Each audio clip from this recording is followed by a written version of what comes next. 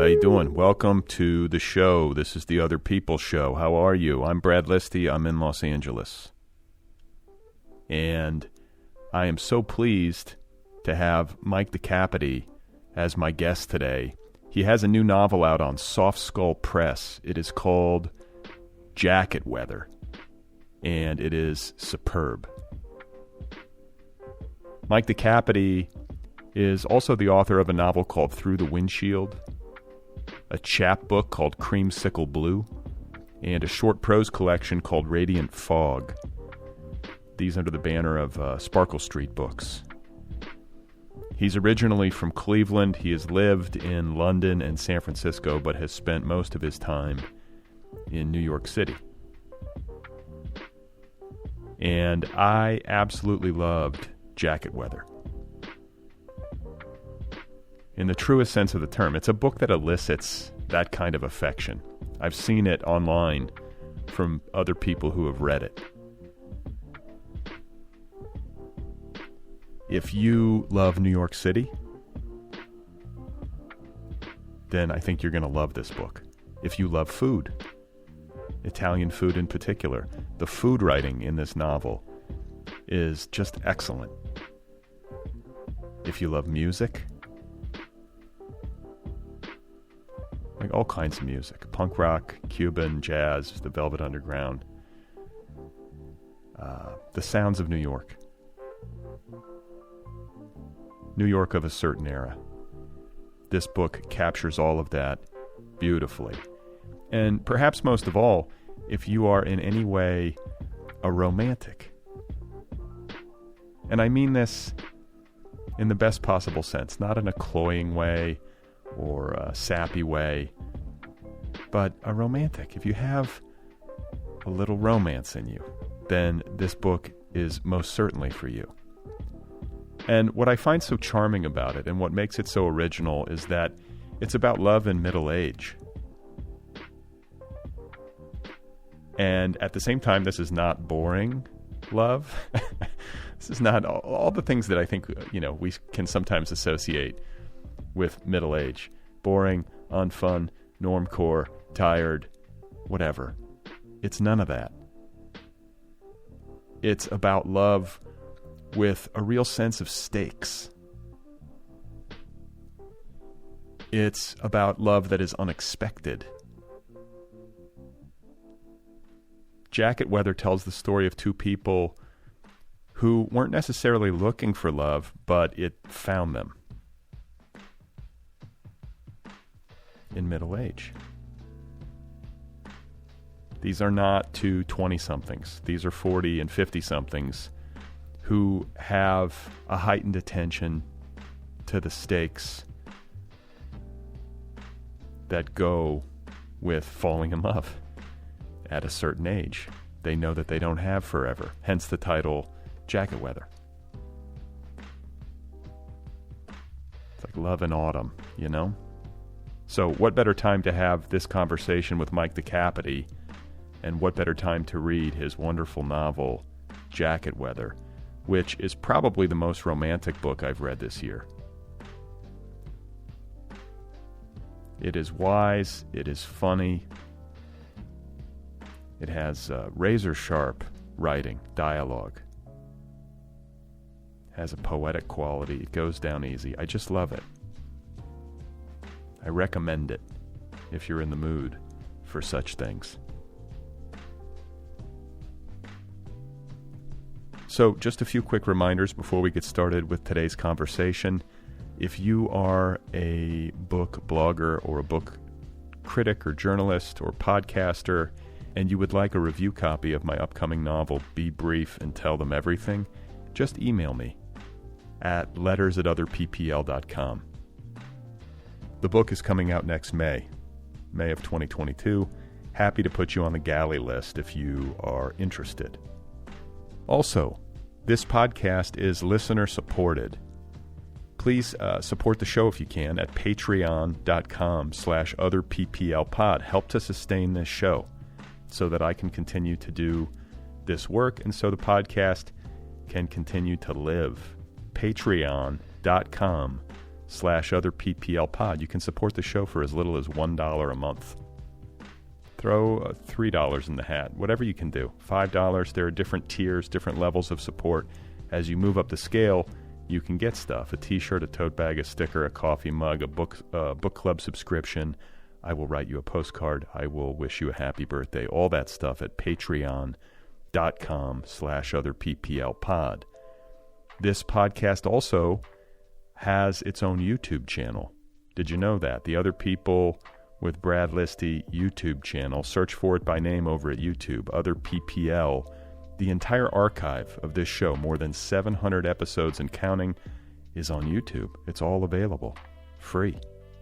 Go get it. Go to YouTube, subscribe to the Other People YouTube channel. It's free. Click the subscribe button. And last but not least, if you are a person who uses the Other People with Brad Listi app, and just so you know, if you don't know, the Other People podcast has its own official app. It too is free. It's available wherever you get your apps. There were some changes in Apple's app policy. So if you have an iPhone and the app has been glitchy for you, please know that we got that fixed. The tech department got down to business and fixed it. And all you have to do to alleviate any glitches is to delete the app from your device and then go to the App Store and re-upload it. It's free. When you do the re-upload, you'll get the updated version and there should be no problems. So just a little tech update for the app in case it has been giving you problems. Apologies for that. It was out of our hands. It was an Apple thing. All right, so let's get to it, shall we? Mike DeCapite is the guest. He's got a new novel out. It is called Jacket Weather. Available now from Soft Skull Press. There's nothing easy about this. You know, if I open up the book myself, I myself think, oh, wow, this is amazing that I just sat down and wrote this. But I didn't sit down and write it. I mean, I don't know how many times I covered this kitchen table with 3x5 cards, with one line on each one to remind me about what a segment consisted of, a segment of the book, and rearranged and photographed, and, it's a lot of work. So, you shouldn't look at somebody else's work and think that it came easily and wonder why it doesn't come easily to you. It's a pain in the ass. Yeah. And that's actually a interesting insight. You use 3x5 cards to kind of like visually structure it for yourself. Yeah. Or smaller. I cut them up like maybe more like an inch by 2 inches with just a couple of words to remind me what a segment consists of. Okay. And I think the point that I was driving at a minute ago is that you can have all these threads. You can have all these golden moments. You can have done all this labor to sort of capture the stuff of your life. But if you're going to render it into a book that's going to be as enjoyable as your book is to read, you have to be telling a story. There has to be a dramatic question that's driving the text. I think it's are June and Mike going to wind up together was driving it for me. Like, what's going to happen there? Maybe to a lesser extent, what's going to happen in Cleveland, what's going to happen with the guys at the gym. But there is that central thread. And it's just a good reminder that, you have to have that somehow. And if you're just going through your journal and, I don't know, snatching bits and pieces here and there, but there's no like really strong central thread, I think it's going to be hard to make a book of it, or harder, I should say. Do you agree or disagree? I don't know. It's a great question. The question of whether or not these two are going to wind up together, to me, is not really a question, because although a lot of people who read this book don't notice this, it's sort of given away early on that the little segments that you're reading are from from 10 years. Right. So at the end, it's like a red herring. The conflict that one feels one needs in a novel. The first thing that you feel in this book is that the conflict is whether or not these two are going to be together, right? That's the question you want answered. That's the thing that they're dealing with. That's the thing that Mike is dealing with, right? But eventually it turns out that that's just a red herring. The thing that they're dealing with is the thing that we're all dealing with, which is that they're going to die. Right. Hence the title, again, hence the title Jacket Weather, which is a euphemism for mortality to me. So whether or not it needs a plot, however spare, I'm not sure that what keeps you turning the pages in this book is that you want to find out what happens between these two. I think it might just as easily be something about the formatting of the book into these short segments, so that when you open it, there's nothing intimidating about it, right? It's never a commitment. You can open it for a minute, you can open it on the bus, you can open it wherever, and that you can read it for a minute and close it again. But because it's all broken up into these little pieces, I think it's just sort of like eating popcorn. I think it's as much to do with the formatting as with, the book's merits. I think that's the secret of this. I think the secret is in this formatting. Yeah, but it's like deceptively simple. It's one of those, it's one of those things that tricks you into thinking it's easy to do. And just because they're short doesn't mean they don't cut deep. Like there's some. No, they have to be there. I mean, there can't be any fat on it, right? One of the first things that you need to know if you're reading something is that the person writing it knows what he or she is doing, right? I mean, it's very easy you have to have a kind of authority, right? If you can't just feel like a reader can't just feel like you're just like you don't know what you're doing and you're just going to take them anywhere. Otherwise, it's like you're sitting in a bar and someone comes and just starts talking to you and you don't know how you're going to get away from this person, right? Right. Yeah, it's a book that kind of teaches you how to read it as you go. Like you kind of just get thrown right into it. There's a very strong voice, a very strong New York sensibility that I feel on the page that I loved. This is another aspect of the book that I think we haven't touched on yet, but I think is so central, is that this is, in addition to being a love story about Mike and June, it's also a love story about Mike and June and New York City.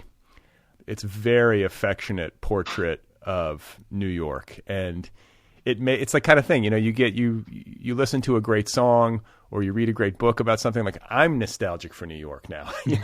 I'm nostalgic for your life in New York. It really brought that home to me, and it's just beautifully done. And it also is peopled with people or with characters who feel just very quintessentially New York to me.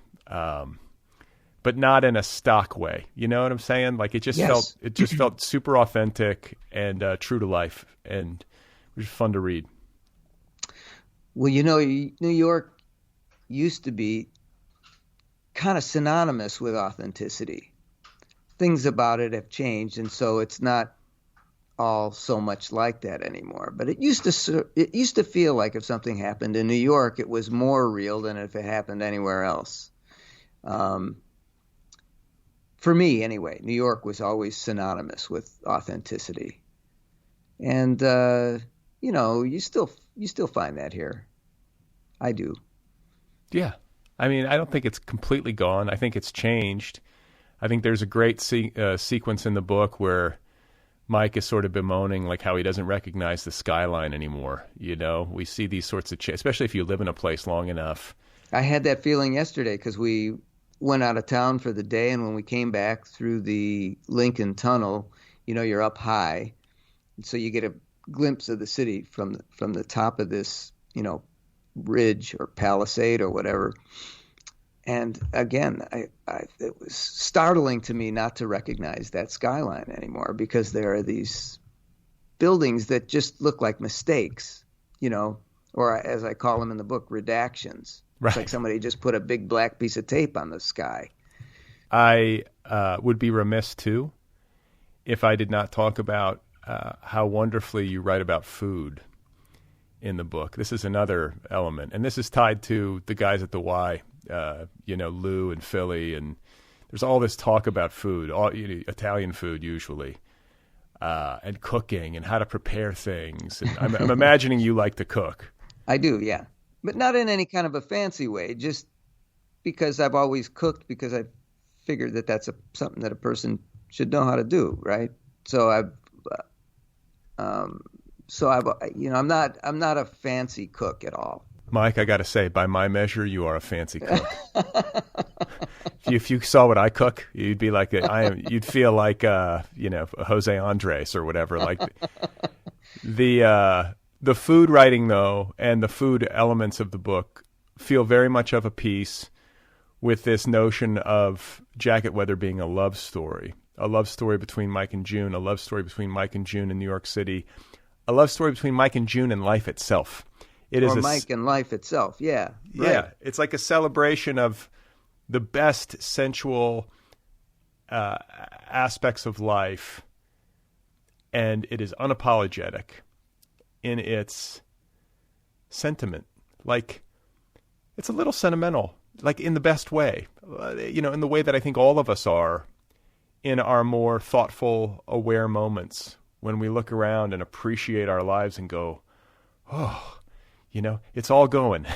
I have this very much. I'm very much attuned to the impermanence of this existence and just the speed of life, and I think one of the reasons I love this book so much is that I get excited when I feel like a writer has kind of captured in amber these great parts of his or her existence, because then it's fixed, at least insofar as anything can be in this life.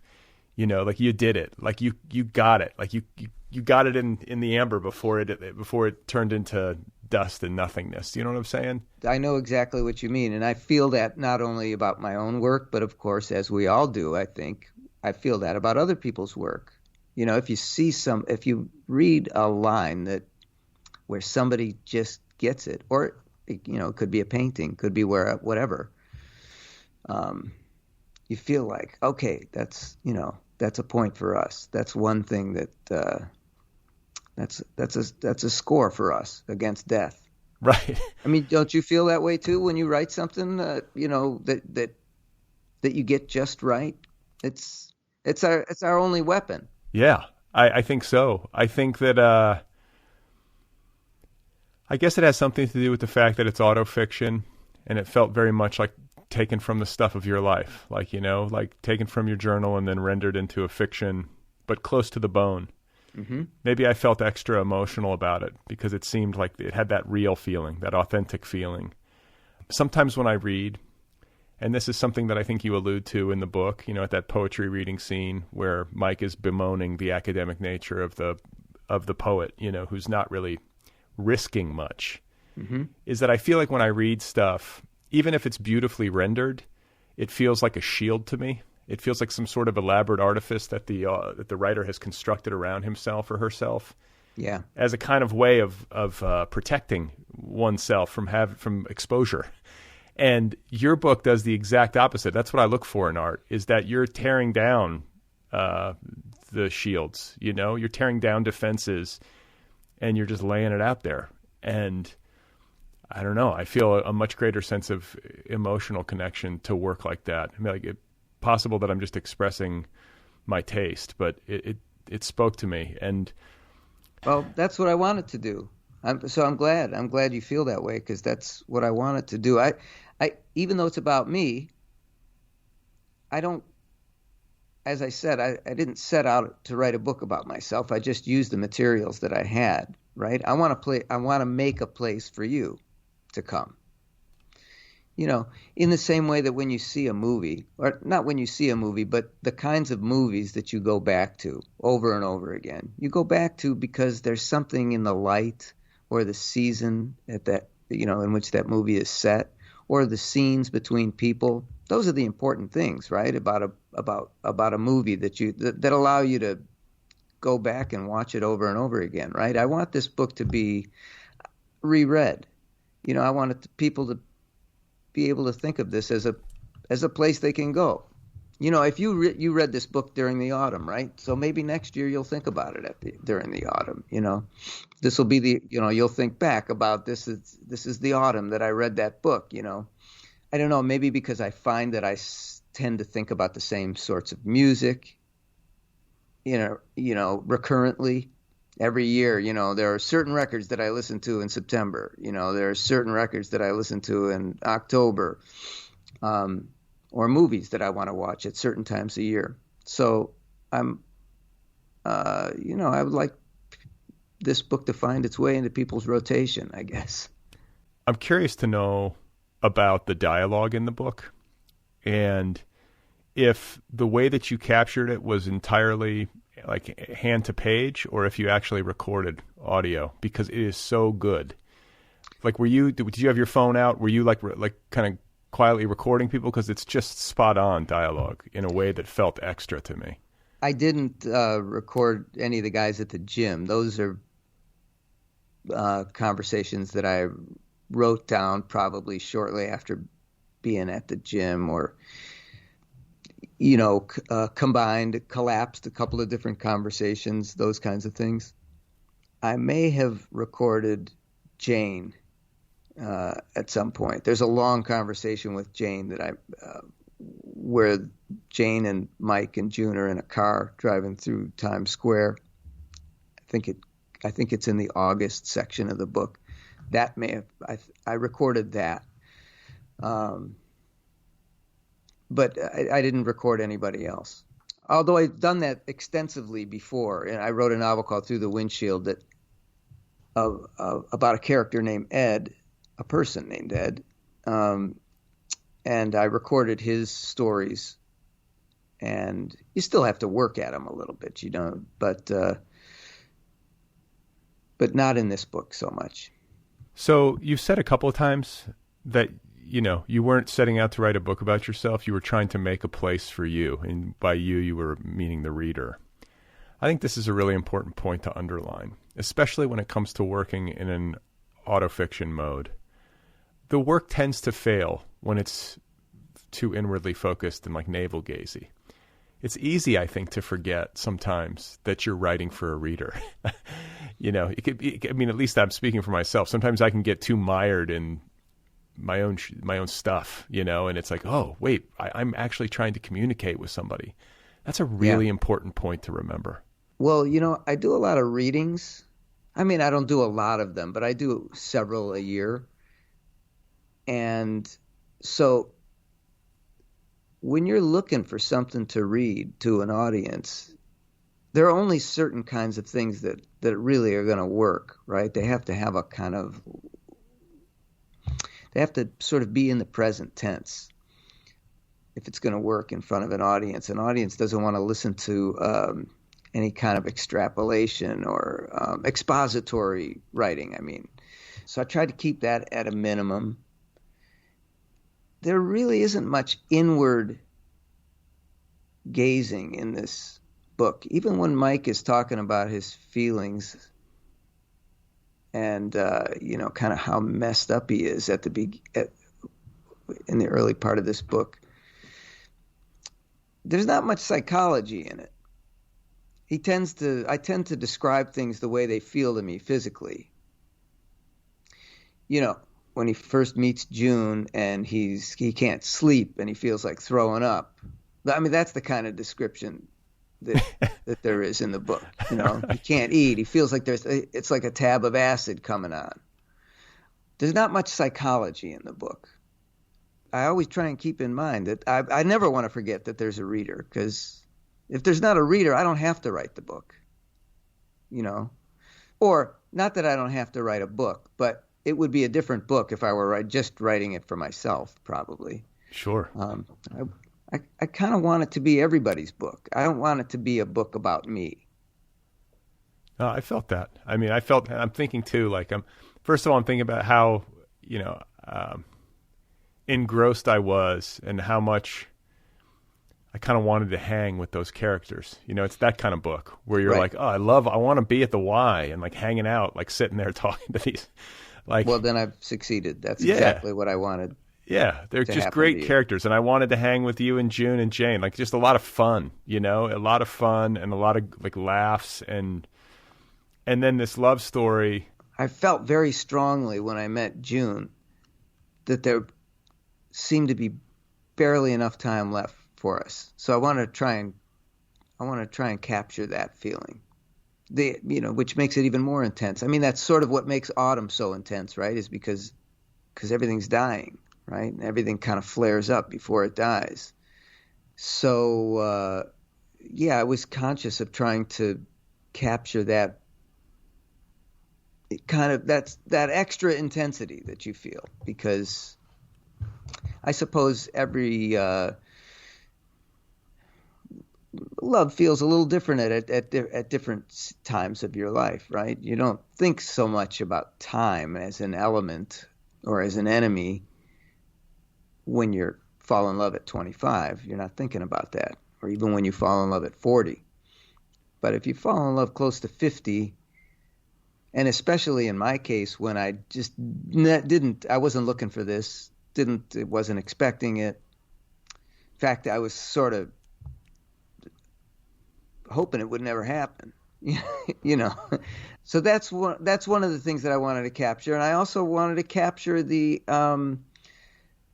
this idea that all your ideas about it go out the window as soon as you meet somebody that you feel that way about, right? Whatever it was that you predicted for yourself, whatever regimen you thought you were putting yourself on, you know, whatever book list you expected to complete by the time you died, or, you know, whatever plans you had for yourself go out the window the minute you meet somebody, you know, and this becomes the urgent thing in your life that sort of makes everything else look a little insubstantial. There's a wonderful way that you depict Mike as especially, I mean, all throughout the book, but especially as it's coming on, how, like, even though he's in his late 40s, this starts to happen. He meets June. He starts to have feelings, and, like, he's basically, like, 17 years old. Like a speed freak or something. Yeah. You just can't sit still. Exactly. I mean, I think there's a line in it that's like, I don't remember the line, but basically that I feel the same at 55 or 50 that I did at 15. Yeah. Is that true for everybody? Probably, right? I would imagine. I think, I don't think, because I don't think, and I think you say this on the page, you don't age on the inside.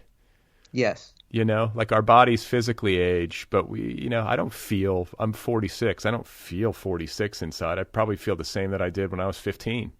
Right. You know, and that's why I think it can be weird to look at yourself in the mirror as you get older. You're like, damn, like, I don't feel any different on the inside, and yet look at my outer form. Right. You don't walk down the street thinking, here's 46-year-old Brad going down the street. No. And, I'm thinking more about the ways that you kind of describe the emotional experience. Like you said, there's not a lot of psychology in the book, which I didn't realize till you said it, but that's true. In fact, I think, there's a part in the book where several people suggest to Mike that maybe it's time he see a psychologist, right. And he goes, for one visit or something, and it doesn't take. So it's not just that there is very little psychology, it's almost anti-psychology. And, you're talking, I can't remember if you're talking to Terry. I think probably Mike is talking to Terry in this scene. But, you kind of mentioned something along these lines a bit ago, how you're sort of describing the raw emotion and like the physical aspect of it, like in a kind of vernacular. It's not like, you're not getting Freudian about it. And you're talking about, how this is making you crazy. Your obsession, your romantic obsession is making you crazy. And you compare it to feeling like a werewolf. You know, right. And that really hit home. You know, you're like, oh God, here comes the full moon. I'm going to turn into a freak, you know, of an animal again. And you know, I think maybe doing it that way resonates more and gets truer to life than if you were to sort of tease it apart in the manner of some kind of clinician or something, you know. Well, and that also gets at the, you know, the force with which. Have you ever spent all morning working on something, trying to say something right on the page, and then you know, you leave the house and you talk to somebody, and you just get it like that. You just put it into words very easily without even thinking about it. In the most you express it in the most forceful way that it can be expressed simply through speech, right? I mean, the words come naturally to us when we're speaking. So that's something that I'm always concerned with. I really want this to feel like someone. I want it to be intimate, and I want it to be like someone speaking. It doesn't have to be in the rhythm of my speech. It just has to be sort of with the emotional force of speech. Yes. Which is something that I read about when I was writing this book of journals that I told you about. I was very careful because I was writing about people who were my friends, and these are people who are seeing what I'm writing. So at that age, at 18, my idea was that a writer should be honest, and my idea of honesty was that he should be objective or fair. Then I read Celine and realized that he was much more honest, being subjective. So anyway, there's a lot of things that I love about Celine, and there are a lot of ways in which Celine's writing affected me. But later on, a university press, I can't remember which press, published a book of interviews with Celine. And he talks about this. I think he calls it the emotive subway. But the idea is that the important thing is to write with the emotional power or force of speech. You don't have to reconstruct the rhythms of someone's speech. It's just you have to say things with the directness of speech. And so that's something I try to do. Yeah, that is very well put and speaks to my experience reading Celine. First of all, like Journey to the End of the Night had a massive effect on me. I was telling a friend about this, and I was like trying to place myself in time. And I always have to I always feel like I have to asterisk Celine by noting that he was like an anti-Semite. And, right, of course. Controversy and all the rest. But I think if you read the early books in particular, there's so much humanity in them, so much dark comedy, and this like wonderful aliveness that right. I think part of my fascination with it was I was like, wow, this is a book that was written in like published in 1932 or something. Exactly. And it reads like it was written yesterday. Totally. Because of that energy. I mean, part of it is I think the translation. Maybe if you read it in French, it would seem more dated or something, but it just seems so immediate, and I was wondering why. And then it definitely felt like that the force of the spoken, that verbal authenticity, and just that feeling that the author's like talking to you. There's nothing literary about it. Yeah. I don't mean that there's no artifice or art involved, but there's nothing literary about it. He's talking right to you like a person sitting next to you, right? Yeah. I mean, I feel that same way about Dylan. I feel the same way about both of those guys. Celine is capable of the most extraordinary, beautiful images, but he never, in fact, he goes kind of out of his way not to phrase them in a literary way. It's always like he's just talking. It always feels like he just threw a card down on the table, and there it is. And then the ellipses, he's famous for the use of ellipses to sort of, I think, like signify the kind of gaps in thought, these pauses that we have internally as we're trying to formulate thoughts. And it's kind of like footwork, I think. Like a boxer, he's sort of setting you up, for a jab. Yeah. a little bit. Yeah. I just read, I don't know if you read this story in the New York Times a couple of days ago. June just sent it to me. I didn't read it yet, about these lost manuscripts that have been like 6,000 words of lost Celine manuscripts. And I want to say at least part of it is his like more complete story of World War One. Which, that sounds very interesting. I didn't even know he wrote more about that. Yeah, that's what because Journey is the book that has to do with World War One and his war experience, right. But among other things. But so I'm just like, okay, that interests me to see if what he put down, and I don't know when exactly they were written. It might be in the article. I don't know if I can't recall, but I hope they get somebody really good to translate it, because a lot depends on that. Ralph Manheim. There's a couple. Yeah, but he's gone. He's not alive anymore, I don't think. Oh, okay. I was going to say who he translate. I remember his name as the translator of Journey. Yeah. No, he's the guy, of course. Yeah. He's the guy. Also, the Bernard Freckman and Jack T. Nile translation of Guignol's Band is very good. Oh, it is. Okay. But sometimes when you read his work by other translators, it's just not as sharp. It doesn't have the same snap. Yeah. Well, I mean, the whole revolution in the time that he published it was that he was using the French argot. He was writing in the language of like the streets of the French streets or the Parisian streets of that particular era. And so in a kind of stylized way, though, at least that's my understanding of it, that argot that he was using was already a little old or a little out of date at the time, Yeah. So it makes me wonder, like, I speak a little French, but I could never read the original text in French and have it make sense. I wonder what that experience is like for a native French speaker. Do you know what I'm saying? Yeah, I'm curious about that too. Sure. What about music? Because as I've said more than once, there's a musical feeling to the book. There's a great rhythm. I'm wondering if you write to music. I'm wondering if there's also a lot of musical references in the book. June is a longtime flack in the music industry, and both of you guys, both Mike and June, and all their crew in New York. There's lovers of music, been to a lot of live shows, and so all that's in there. Is listening to music something that filters into your writing process? Oh yeah. I listen to a lot of music while I write. Sometimes just as background music, and sometimes in a deliberate way, because a piece of music captures something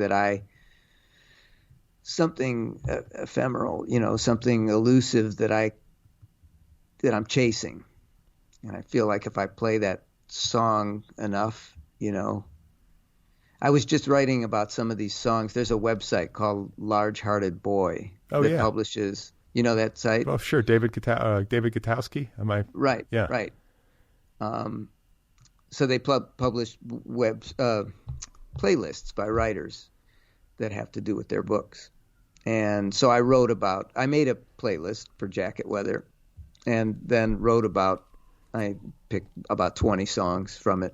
And some of those songs were, one of them in particular was a guitar piece that seemed to capture something that I wanted for the book, about an incident that I was trying to describe, and I felt like it was locked in this song. And if I played this song over and over enough while writing this piece, I would have access to it.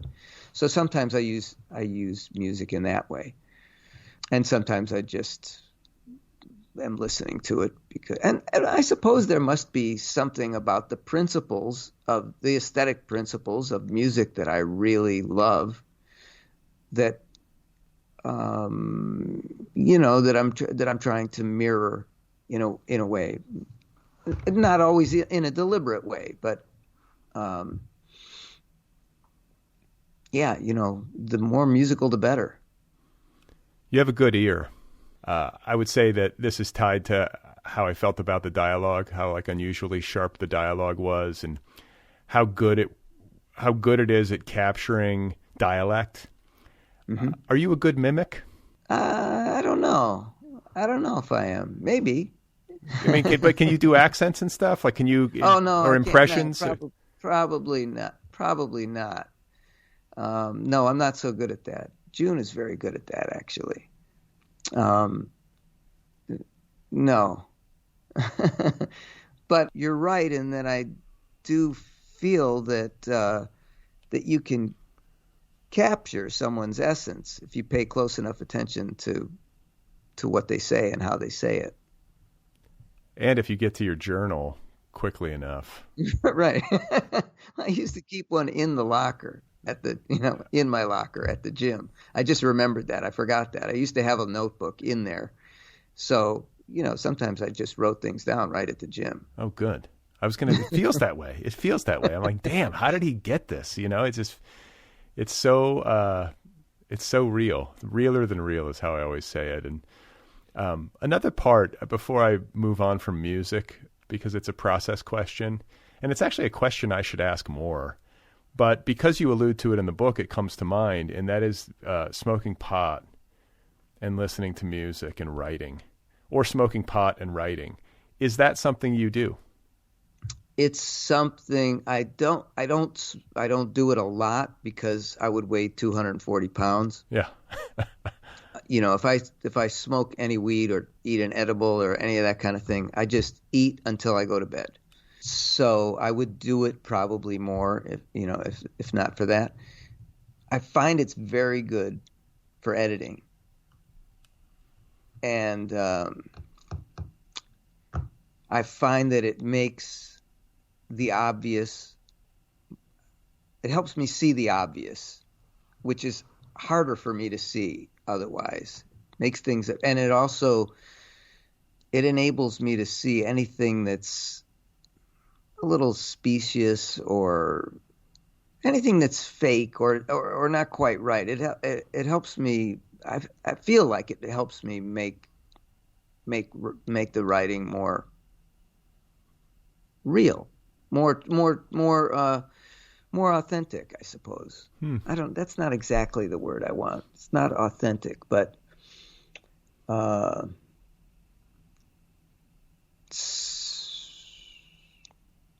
don't know. I'm not. For some reason, I'm drawing a blank on what it. Maybe I should smoke some weed. I was going to say, we're going to take a break and let Mike get really high. We'll come back in a minute and he'll have it. But no, I get it though, and I'm actually interested because I'm I have fantasies about being what I call an elegant stoner. I think maybe I missed my window. I either don't have the neurochemistry or I'm too old or some combination of both.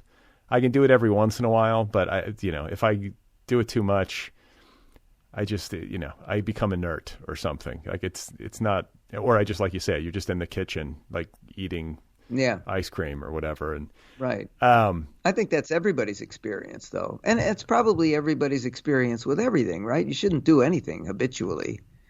I mean, it loses its luster, right? If you do it all the time, if you do anything all the time. Well, except maybe go to the gym. You got to go to the gym, go to the Y and get your exercise. That's good to do. Well, you got to go to the gym because you got to hear what those guys are talking about. Right. The point that I would make is that I find it interesting that you would find pot helpful for editing. I think maybe at first blush, it might be easy to think, what it'll do when you're just drafting, when you just need to kind of loosen up or get some cool ideas.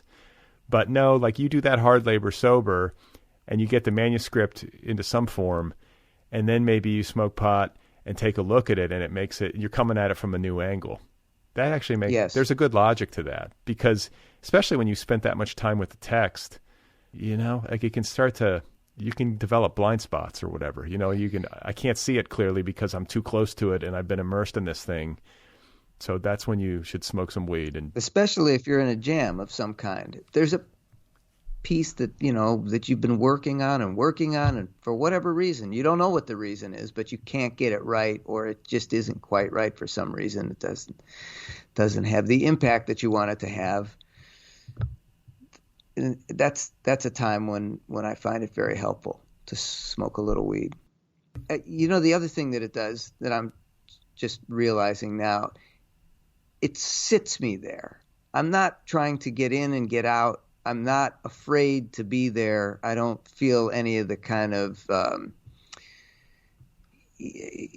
fear that, for instance, I used to smoke cigarettes, and cigarettes are perfect to keep you seated there because there's nothing more pleasant than smoking cigarettes and sitting at a typewriter or a computer, and you get into kind of a little jam, any kind of a little thing. By fear, I'm just saying, I don't know how to finish this sentence, or I don't know what the right word is, or this is there's some kind of thing here that I'm afraid to address in the text.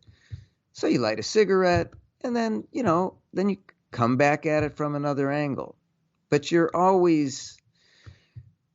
it's never easy to sit there. It's just not. It's not easy to sit at a typewriter or a computer. But if you smoke weed, you're kind of happy to be there, right? Get some music on. You get some music playing. It's the best. Right. What could be better? Right. You writing late at night, or what time do you have times? It seems like you kind of write all the time, but. Yeah, but mostly in the morning. When I'm fresh and when words are fresh. I work as a copy editor, so I'm using words all day, and I'm using them because I talk, and so they're kind of stale for me by the end of the day. So that's another thing that weed is good for, or alcohol, but you can't drink and write a novel because you got to, it's something you have to work at every day. So that becomes problematic. Oh, yeah. Over the course of writing a novel, or it did for me. And your day job as a copy editor? Yeah. Interesting. So your copy must have been pretty clean on your book when it came through, right? I mean, you're copy editing your own work as you go. I mean, you must be. Yes, probably, but it didn't stop me from making more and more changes every time they sent me a new version of it.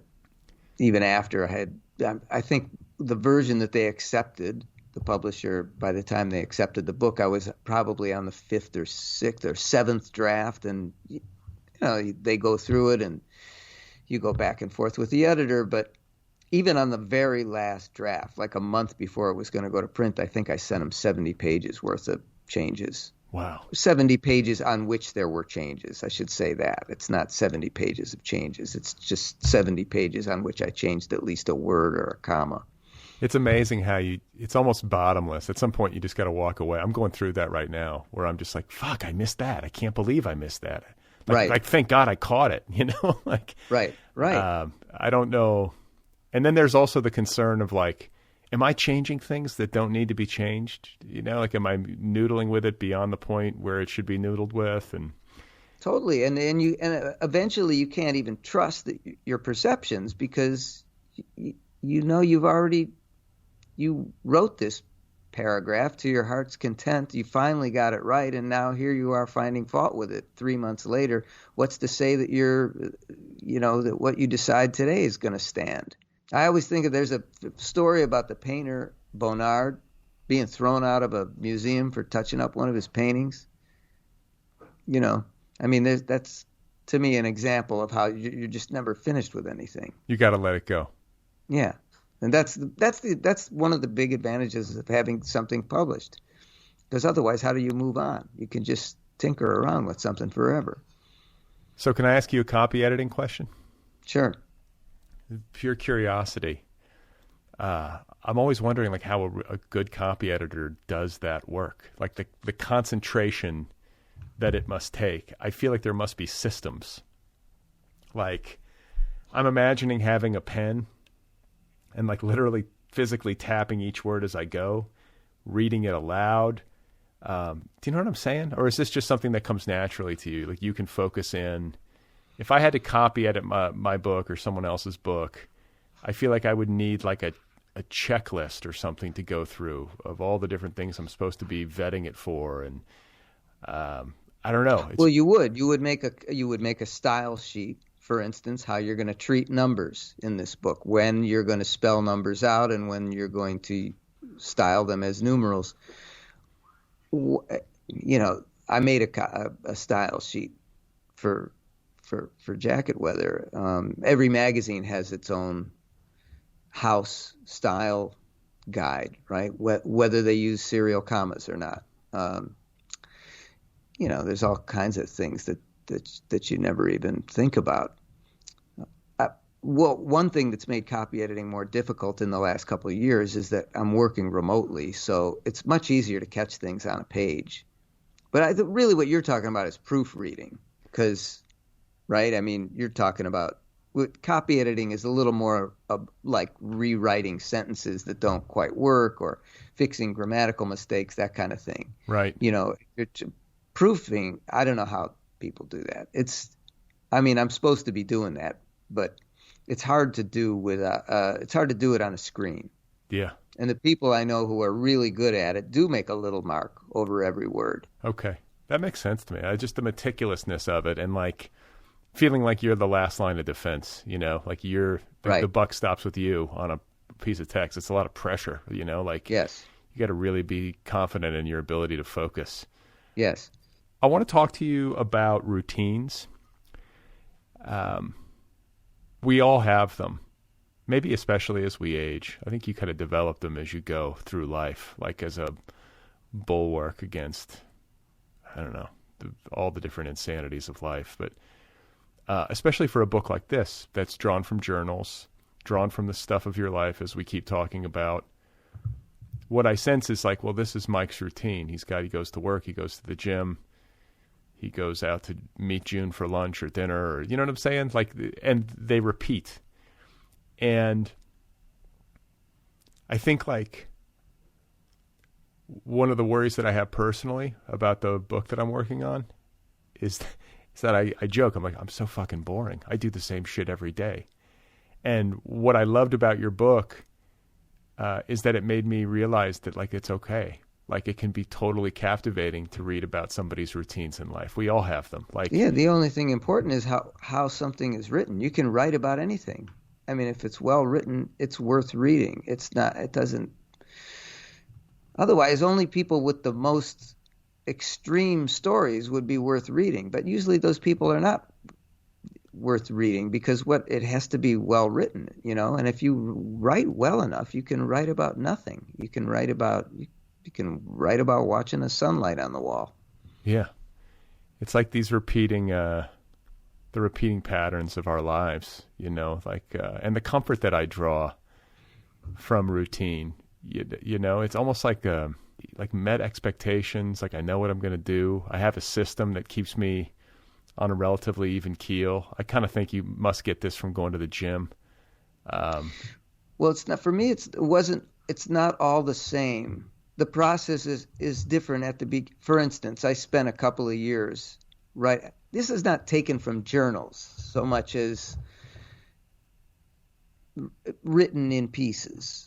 When I gave up smoking cigarettes, I felt like I could no longer, I couldn't bring myself to come and sit at a table. I couldn't bring myself to come and sit at a table with a typewriter anymore. It was just there was nothing to keep me there, nothing to keep me seated there without cigarettes.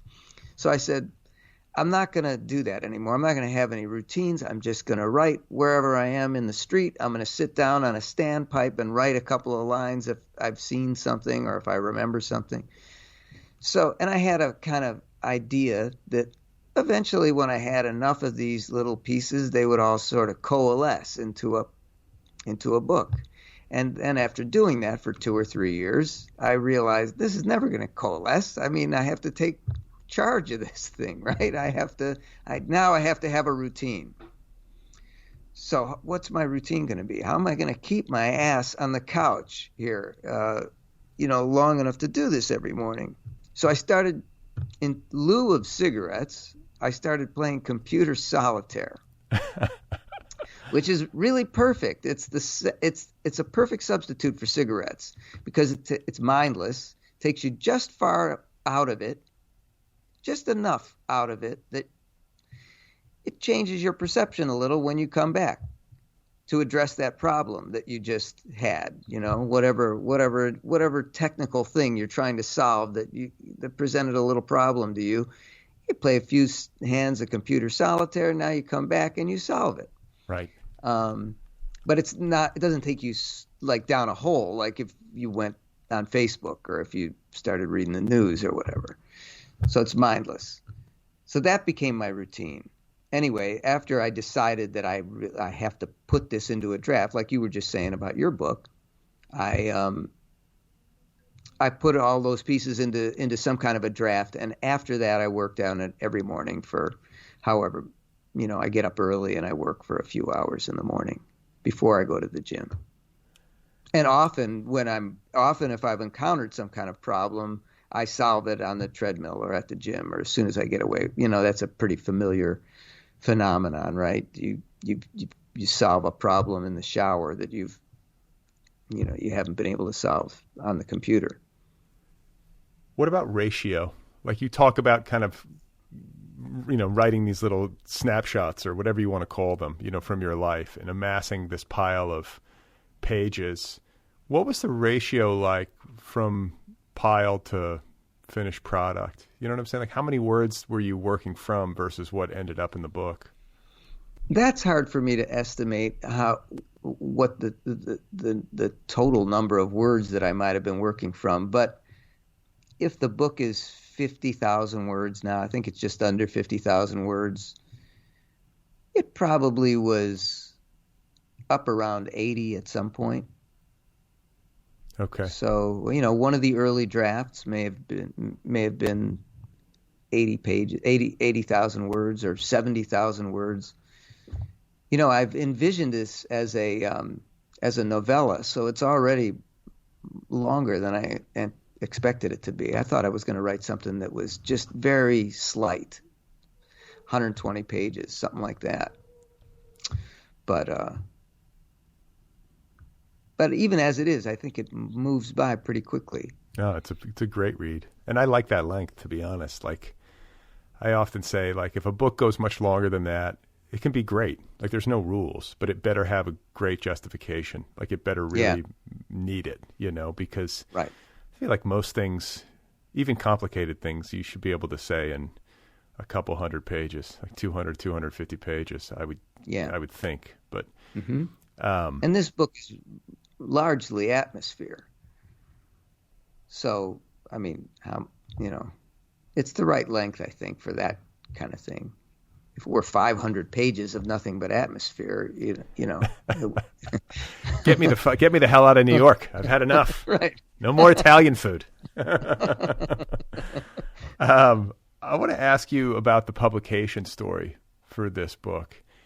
And I feel like these kinds of stories, maybe increasingly, often have like a harrowing quality, or for me, like a maddening quality, because people will be like, "Oh my God, you won't believe what I went through to get this thing published," and it'll blow my mind because I'm thinking like this is like a masterpiece. This is a great book. You know what I'm saying? And I'm wondering how that part of it went for you. Like you write this book and then you go to try to find a home for it. Like what was that story like? I started submitting it.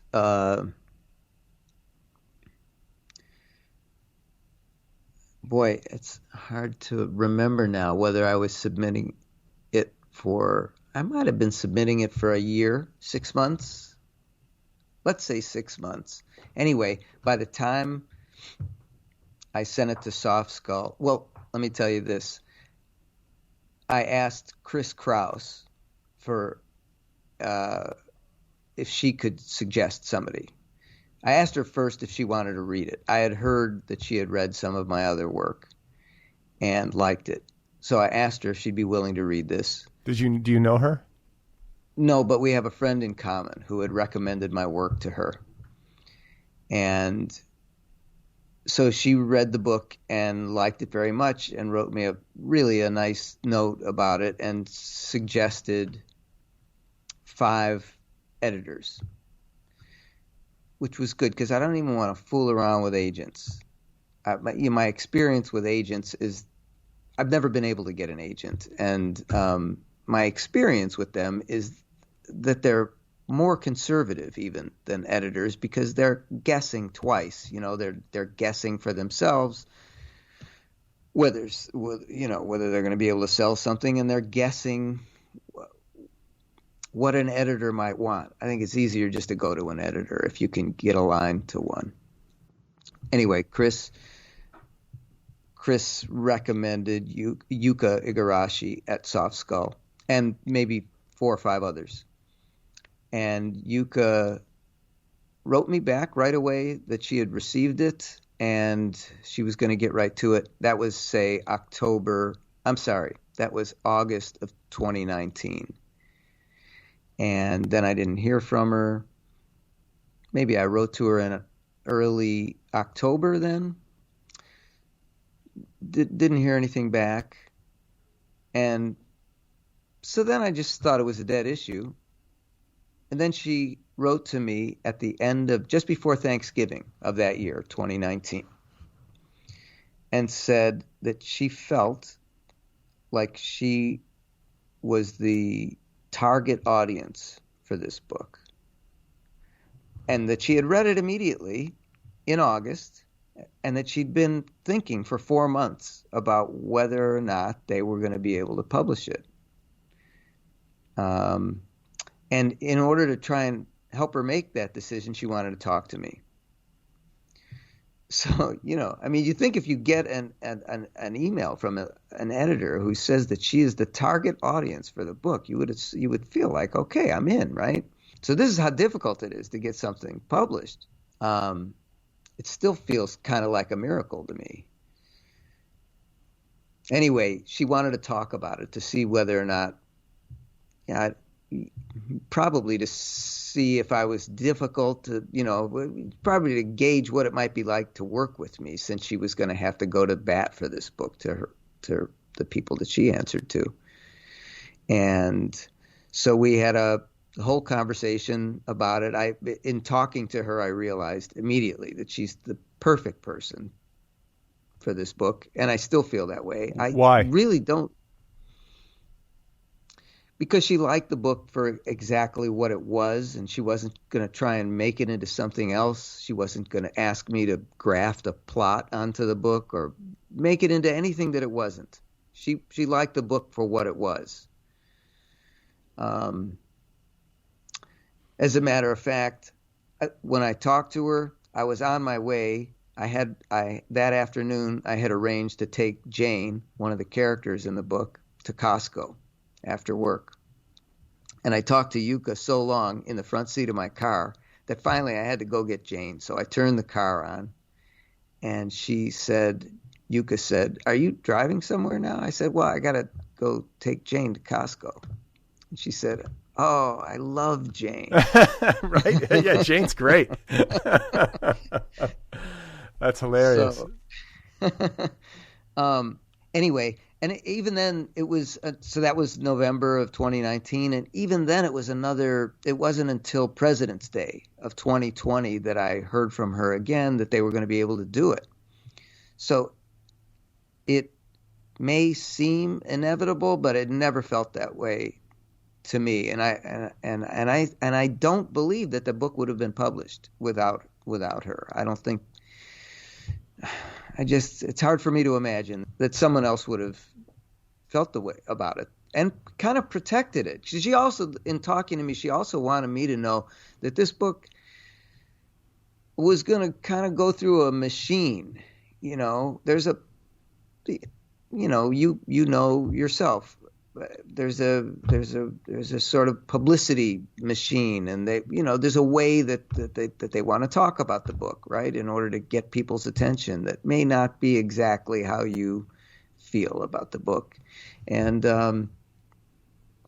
although in this case I love everybody that I've worked with at Soft Skull, everybody is so excited and supportive. And I did a reading last night in Hudson, and Sarah Jean Grimm, the woman who does publicity for Soft Skull, came to the reading. I mean, I was very touched by that she showed up. I think that experience is unusual.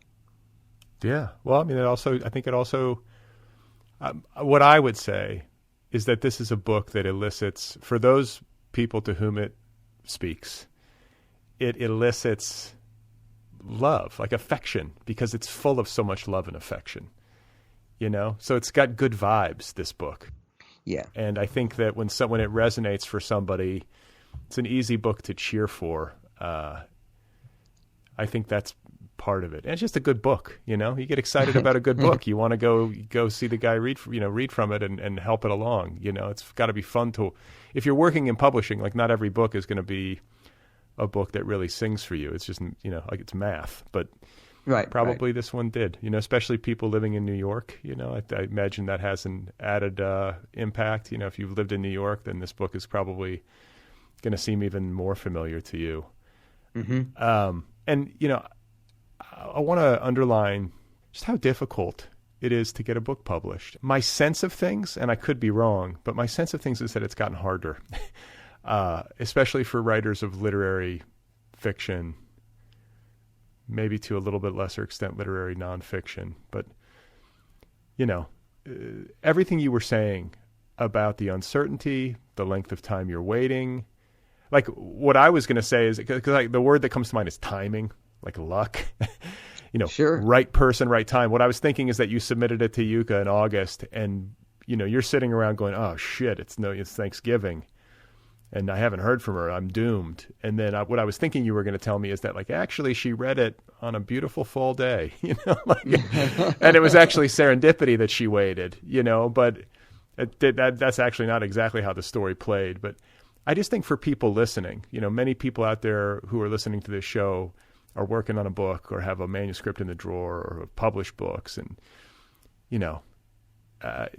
what I want to say is, if you believe in your book and if you've really done the work, don't get discouraged if it's difficult or if there are a lot of no's, because the process is so fraught, and I feel bad for editors too. I can only imagine how many manuscripts are getting thrown at them every week that they've got to try to consider. Course. And, the odds are against you for a number of reasons, but just because it isn't happening, that doesn't necessarily mean that it's some sort of accurate or official verdict on the work itself. No, you can't take it. You can't take it personally. You just have to think about it like you're playing the lottery, right? I mean, sending a book out, right? You can't take it personally. Did you take it personally? Did you? I mean, it's one thing to say that; it's another thing to actually not take it personally. I don't take individual rejections personally. After decades of not getting anything published, I did start to feel like, this is just never going to happen. This is just never going to happen for me.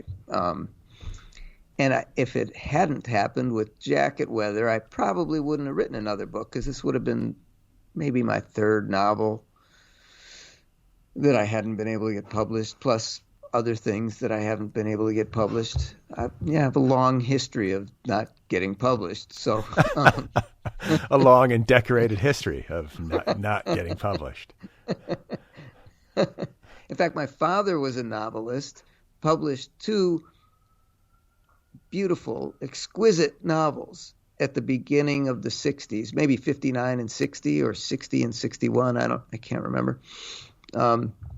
Right before I was born, and never got another book published the whole time for the rest of his life, until I published 2 short novels of his in one book, maybe in the 90s. So I feel like it's almost a DeCapite tradition to not be published. You're carrying the mantle now. This is it. Right. What about because this is a book that celebrates, I think, Italian food, Italian ethnicity, like the Italian American experience in as it is lived in New York, like that, Little Italy and the different restaurants and the food culture of New York, especially the Italian food culture of New Sure, York. I love all that. Yeah, Sure. did you grow up with it? I guess would be a way in. Oh, yeah, but I grew up in Cleveland, but my father did all the cooking at home, and my mother was estranged from most of her family because she married a non-Jew, and so I didn't have much contact with the Jewish side of my family. So, so the Italian family was sort of all I had. What part of Italy? My grandfather was from a little village in Abruzzo called Ribisondoli, tiny little place, and my grandmother's people. My grandmother was born in Cleveland, but her people were from Basilicata. Okay, and these guys at the gym, these are true. I think Lou is of Sicilian descent, and as am I, by the way. Listi's a Sicilian name. do you know where from? Yeah, it's Corleone, where the. Oh, no kidding. Yeah. Mm-hmm. So, Right. I mean, my parents went to Sicily a few years ago and went to Corleone, and they thought they were going to run into family, and apparently they went to like the Godfather Museum, and like there was a Listi who's like a docent at the Godfather Museum, but they were not working on that day, so they didn't get to meet any relatives. But yeah, I've never been. I've been to Italy, but I haven't been to Sicily. But at some point, I got to go. Yeah, of course. I went to the little town that my grandfather was from, and a lot of people there are called DeCapite, but I wasn't related to any of them, and I kept going around meeting people, and I had this list of ancestors and relatives, and people kept telling me, I think you're related to the cop, John the cop. There were 2 cops in this town, and we met one cop. It wasn't him. And then on our last night there, we were going down a little narrow alleyway, flight of steps that led down to a piazza. So our footsteps echoed down this staircase and into the piazza. And as we were going down, a head popped around the corner at the bottom of the stairs, and he said, "DeCapite," and it was the other cop, and we were related. And he took us back to his house and showed us pictures, and it was a very nice way to end the trip after a week of being celebrities in this place. Anyway, just for being American and being in this place where nobody ever visits because there's nothing there really to see. Right, and you got to see like photos of like old relatives and stuff. Oh, yeah. I went to the town hall, and they brought out this ledger and found my great-grandfather, Arcangelo, in there. It was noted that he was away with the sheep, away with the flocks, when his son was born, my grandfather. It was a fabulous trip. Wow. That's awesome. And growing up in Cleveland, what was that like? I mean, I'm from the upper Midwest and the Midwest, so I have a sense. Well, you're from Milwaukee, right? It's probably just like Cleveland, right? Didn't they even film a movie in Milwaukee to make a movie that was set in Cleveland? They filmed in Milwaukee, that baseball movie, because Milwaukee looked more like Cleveland. Oh, really? Than Cleveland. Not a bad place to grow up, though, right? No, it was a good place to grow up. I mean, I had access to everything there that I needed. From the outside world, from the world outside of Cleveland. I mean, there was a great library, there's a great art museum, and it was a great place to grow up. It was very diverse. And then when I was old enough to leave home, there were lots of artists and musicians and writers and creative people to meet. It was fine. But I always sort of knew that I wanted to leave. I mean, I always sort of knew that I wanted to go to New York. I always had my sights set on New York. Not in an ambitious way, just because I love New York. But I've heard that before. I think some people have that. It's like, I'm going to New York. And they know this when they're like in 3rd grade. Yeah, that was me. And you went right after high school, or right? No, I didn't. I moved to this little neighborhood where my father grew up, called the South Side in Cleveland, kind of perched on top of the steel mills. And I I lived there till I was maybe 23. Then I met a woman from England. I moved to London, chasing her back and forth between London and Cleveland for a couple of years, and then we moved to New York, she and I. And then when she and I split up in the early 90s, I moved to San Francisco. Oh, right. So I haven't been in New York this whole time. I was in New York for about 5 years in the 80s and early 90s, and then I moved to San Francisco for quite a long time, like 12 years, and then moved back to New York in 2005. I feel like your book is so knowing. It feels so authentically New York that it would be easy for you could tell me that you were born and raised in. Oh, that's a nice compliment. Yeah. Thank you. I mean, but you have to feel a sense of. I mean, that's. I had this. I had this parsed for me in a recent conversation on this show where I'm like, well, I've been in Los Angeles longer than I've been anywhere. Like, is this where I'm from now? And it's like, no, I'm from Milwaukee in the Midwest, but my home is in Los Angeles. Like, you're definitely home in New York, I gotta say, at least in so far as you write about it. Well, I feel very at home in New York, but, compared to someone like June, who grew up in Canarsie, I still feel like kind of a rube. Yeah. Yeah. She's much more savvy than I am. And about people and about. She's just much more of a New Yorker than I am. I feel like a guy from the Midwest. Okay.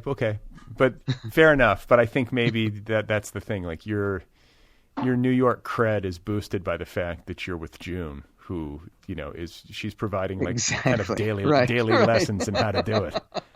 That's right. So the book, has become a book. And I use I hate when people use these terms or throw them around. I use the word like masterpiece or the way that it feels to me when I feel like something is masterful is that it's the perfect expression of itself on whatever terms it sets out. So if it's like a kid's book, if it's a slapstick comedy, if it's a punk song, if it's a like a alt country album, whatever it is, right. If it does what it sets out to do, that's it. And I feel like this book does. I hope you feel good about it. I do. Yeah, I do feel that way about this. Yeah, you got it. I do. Like, thank God. I got it. I mean, I thought of one thing today that I wish I had put in it. Right.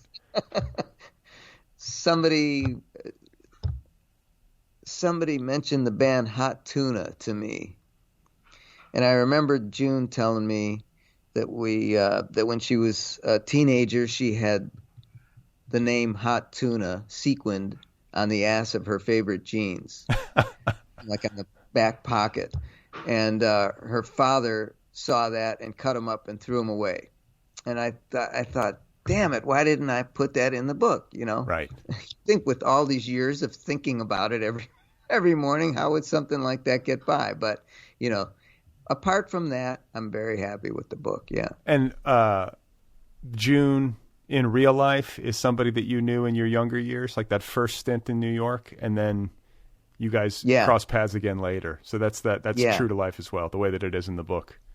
Yeah, she was working for a woman named Jane Friedman, who managed different music, different bands and musicians, and also did press for them. And at that point in the late 80s, they were doing press for a band called Pere Ubu from Cleveland. One of the members of which was a close friend of mine. And so I knew June through Tony, the bass player then. And we used to see each other around in clubs, and we had a few adventures together. I was married. We were never a couple. We were never romantically involved, but I always thought about her after I left New York and could never find out any information about her. She just we didn't know anybody in common anymore, and so it wasn't until I got back to New York that we ran across each other again. That scene in the station. There's a couple. Yes. There's a couple times you saw. Well, there's a couple. Yeah, we saw each other in a subway station, and I looked very different because I had lost a lot of my hair, and and because it had been 20 years, and we just kind of stopped and weren't quite sure, or she wasn't quite sure it was me. Anyway, we didn't talk. Then I saw her again in a Whole Foods when I was with a girlfriend, and so I didn't approach her, but I never stopped thinking about her. And then I ran into a mutual friend and who arranged this dinner with us, as it's told in the book. Wow. And we took off from there. Meant to be. Yeah. So many things meant to be, Mike. I'm happy for you. And I love, I hope June is happy with how she is rendered on the page. What a loving portrait you paint of her. Like the reader falls in love with her. And that's about as good as it could get, right? I mean, that's like, I don't know, like her, like the whole world that you're portraying. All these characters are so easy to fall in love with. Jane, Lou, Philly. Right. These are people that that I have great affection for after reading the book, and that doesn't always happen. I'm really glad. No, of course not. But I'm really, really glad that you feel that way. It's exactly what I would have. It's the most that I could hope for. Are you working on another book? I always ask people this. No pressure if you're just enjoying, like, reveling in this one. But if is there something else cooking? Oh no, you got to always be writing. I'm writing the things down and putting them in a file, same as always. And I'm envisioning that I'll write something kind of similar to this. Maybe even with the same characters, but focusing on different ones. I'd like to write more about Jane. She has a lot of stories, and there are a couple of other people in Jacket Weather that are sort of mentioned in passing that I'd like to focus on a little more closely. So, I think I'm thinking about something else sort of along these lines, but set in spring. Uh-huh. And maybe a little less linear. Well, I think that, as I sit here pondering, I hope that you do. And the reason is that these are wonderful characters. This mode that you found feels like, I don't know, very well realized. You should be writing in this way and about these things and about these people. But what I also was just thinking is that the fact that you're writing from a vantage of being in middle age and having spent a long amount of time in a place, even though it was interrupted, and there are characters who have, are lifers in New York. Yeah, June is one. What I like about that as a reader is that as a portrait of place, like if you were to write multiple books in this mode, I'm just spitballing here, but if you were to do that, I think the span of time that you're able to cover through the lens of these characters does something wonderful to capture a place, because you can jump around in time a lot. You do that in Jacket Weather wonderfully, where, man, you're back in the 80s in those clubs, and there's great little anecdotes. I love the musical anecdotes about, who is it? Bowie and Nico, maybe. Nico, yeah. What was it? What was she saying? Oh, he took the money out of my boot. Like this great, right. These great stories. But like it just puts you there, and I don't know. I feel like that's valuable. Is what I guess is the word I would use to describe it. It's valuable to be able to try to capture this stuff before it's gone. Capture it before it's gone. Exactly, and it.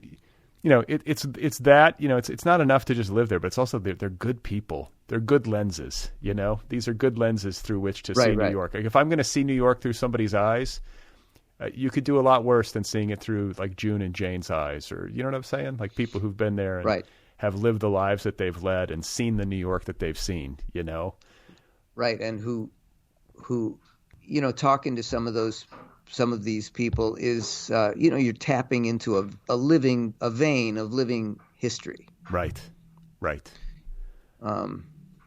So in thinking about who I might want in this next book, that's how I'm thinking about it. Awesome. What those people give me access to. All right. Well, I will look forward to it. I enjoyed the book, and I appreciate you taking the time to talk with me. Oh, it's been a real pleasure. It's really fun talking to you. Well, congrats. Congrats on the book, and best of luck on the next one. And my best to June and Jane and Lou. Give them all my best. I will give them all your best, Brad. Thank you. All right, there we have it. That is Mike DeCapite, and his novel, Jacket Weather, is out there from Soft Skull Press. You can find him on Instagram. Again, the novel is called Jacket Weather. Go get your copy right now. Trust me on this one. It's a romantic book. It'll make you feel things. Makes you feel good. Makes you feel like you're alive. The Other People podcast is offered freely. The entire archive of this show is available to you, the listener, for free. You can listen on Apple Podcasts, Spotify, Stitcher, iHeartRadio, YouTube, whatever you like. The whole thing is there for you. Hundreds and hundreds of episodes. If you like this show, if you get something from it, if you listen regularly, I hope you'll consider supporting the show at patreon.com/otherpplpod. That's Patreon, patreon.com/otherpplpod. For as little as $1 a month. Just throw $1 in the hat every month, $3, $5, whatever you can swing. Help keep the show going. If you have thoughts for me, you can email me at letters@otherppl.com, letters@otherppl.com. You can follow the show on social media, at otherppl on Twitter or at otherppl.podcast on Instagram. The show's official website is otherppl.com. Don't forget, too, about the Other People app. Once again, if you have it, I think in particular if you have it on an iPhone, delete it and then re-upload it at the App Store. It's free. The app is free. It's a great way to listen. And again, if you're a book blogger, journalist, critic, podcaster, and you want a galley of my upcoming novel, Be Brief and Tell Them Everything, just email me, letters@otherppl.com. It's coming out next May. All right? More soon.